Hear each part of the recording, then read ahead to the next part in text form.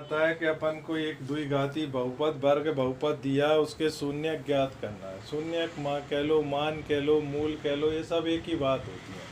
तो इसमें x की घात देखना पड़ेगी। अधिकतम मैंने घात देखना बता ही दिया था कि चर की जो अधिकतम घात हो, यहाँ चर x की घात 1 है, यहाँ 2 है, अधिकतम घात कितनी हो गई 2। तो जब चर की घात 2 है तो अगर उसके शून्य ज्ञात करेंगे तो वो भी 2 निकलेंगे।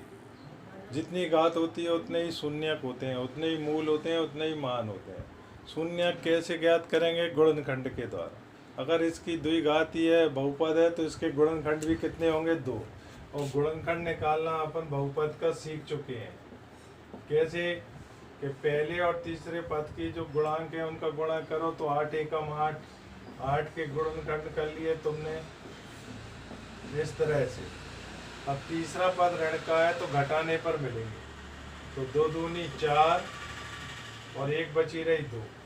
4 में से 2 जाएंगे, कितने बच जाएंगे? 2। क्योंकि जब तीसरा पद ऋण का होता है तो बीच वाली संख्या घटाने पर मिलती है। अभी ये 1 2 3 पद है, 3 पद में अपन 2 गुणनखंड नहीं बना सकते, 4 पद होना चाहिए। 4 पद बनाने के लिए बीच संख्या को तोड़ते हैं। ऐसी 2 संख्याएं हम तोड़ते हैं कि उनका गुणनफल इन दोनों के गुणनफल के बराबर हो और योग या अंतर बीच वाली संख्या के बराबर हो। अब योग से आएगी बीच वाली संख्या के अंतर से आएगी, वो इस बात पर निर्धारित करती है। तीसरा पद यदि ऋण का है तो अंतर से आएगी घटाने पर, और तीसरा पद धन का है तो जोड़ने पर आएगी। तो मैंने जो 4 और 2 संख्याएं ली थी तो वो घटाने पर आएगी। तो पहला पद ऐसा के ऐसा लिख देते हैं। चूंकि ऋण के 2x लाना है तो जो 4 हैं वो ऋण के रहेंगे, बड़ी संख्या का चिन्ह वही रहता है जो बीच वाली का रहता है। और धन के 2x और पीछे ऋण के 8 लिखे हैं तो 8 को मैं तोड़ के लिख देता हूँ 4 दूनी 8। अब जो पहला पद, दूसरा पद, तीसरा पद, चौथा पद, ये 4 पद हो गए। पहले 2 पद में से अलग कॉमन लेंगे, लास्ट के 2 पद में से अलग कॉमन लेंगे। जो पहले 2 पद कॉमन लेते हैं उसमें से x आता है, तो एक x बचा रहा और इधर बचा रहा 4। और दोनों में पीछे वाले में तो कभी x होता ही नहीं है, तो दूसरे जोड़े में से x नहीं आएगा, संख्या आएगी। देख लेना, संख्या कॉमन आ रही है, नहीं आ रही होगी तो 1 आएगा।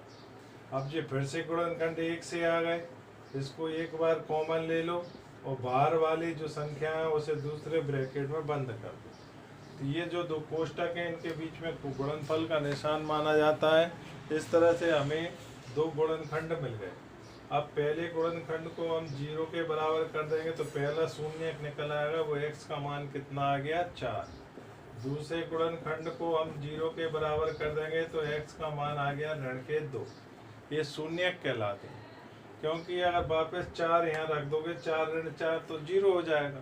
यहाँ ऋण 2 रख दोगे, ऋण 2 धन 2 तो 0 हो जाएगा, इसलिए शून्यक कहलाते हैं।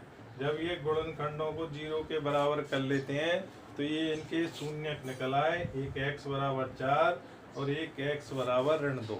इन्हीं को शून्यक कह लो, इन्हीं को मूल कह लो, इन्हें अल्फा भी कह सकते हैं और बीटा भी कह सकते हैं।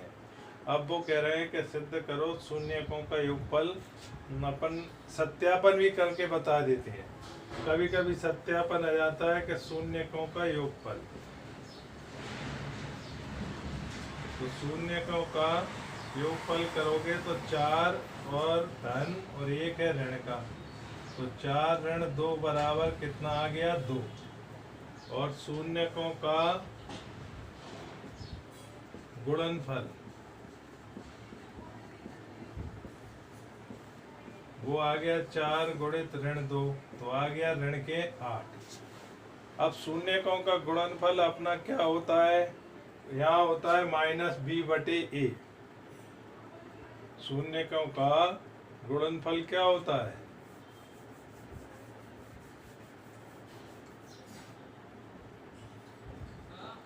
शून्यकों का योगफल होता था -b/a और शून्यकों का गुणनफल होता था c/a। तो b किसका गुणांक होता था? माइनस तो लगा रहने दो, b होता था x का गुणांक। a किसका होता था? x² का गुणांक। सी क्या होता था, अचर पद, और ये क्या होता था, एक्स स्क्वायर का गुणांक। तो तुम देख रहे हो कि अपना यहाँ पे b बटे ए कितना आया है, 2, और बटे में क्या लिख लूँ, 1, और यहाँ गुणनफल आया ऋण 8, तो ऋण 8 बटे में भी क्या लिख लूँ, 1, बटे में 1 इसलिए लिख रहा हूँ कि यहाँ a का मान कितना है, अगर तुम इसकी a x square plus b x plus c से तुलना करोगे, AC की a x square plus b x plus c से, तो a का मान कुछ नहीं है एक्स स्क्वायर के आगे, तो क्या मानेंगे, 1, तो मेरा a का मान 1 आ रहा है, इधर भी a का मान 1 आ रहा है, ये दोनों बराबर आना चाहिए। यहाँ b की तुलना करूंगा तो ऋण का 2, तो मेरा b का मान कितना आ रहा है, ऋण का 2, तो ऋण और ऋण क्या हो जाएगा, धन हो जाएगा। और c का मान कितना आ रहा है मेरा, ऋण का 8, तो यहाँ c का मान क्या आ रहा है, ऋण का 8। इस तरह से जो मैंने शून्यकों एवं बहुपदों के गुणांकों में संबंध स्थापित कर लिए कि शून्यकों का योगफल आया वो माइनस b बटे ए आया, शून्यकों का गुणनफल आ रहा है वो c बटे ए के बराबर आ रहा है, वो मैंने यहाँ समीकरण से देख लिए। तो इसमें 2 सवाल थे, एक तो था शून्यक ज्ञात करना, शून्यक माने यहीं तक सवाल हो जाता, और एक अगर संबंध बताना हो शून्यकों का योगफल का और शून्यकों का गुणनफल का, तो फिर अपन को इसमें मान रख के और इनका संबंध स्थापित करना पड़ेगी। सभी शून्यकों का योगफल माइनस b बटे होता है, गुणनफल c बटे होता है, और b किसका गुणांक होता है, x का गुणांक, a किसका गुणांक होता है, एक्स स्क्वायर का गुणांक, c क्या होता है, अचर पद, ये क्या होता है, एक्स स्क्वायर का गुणांक।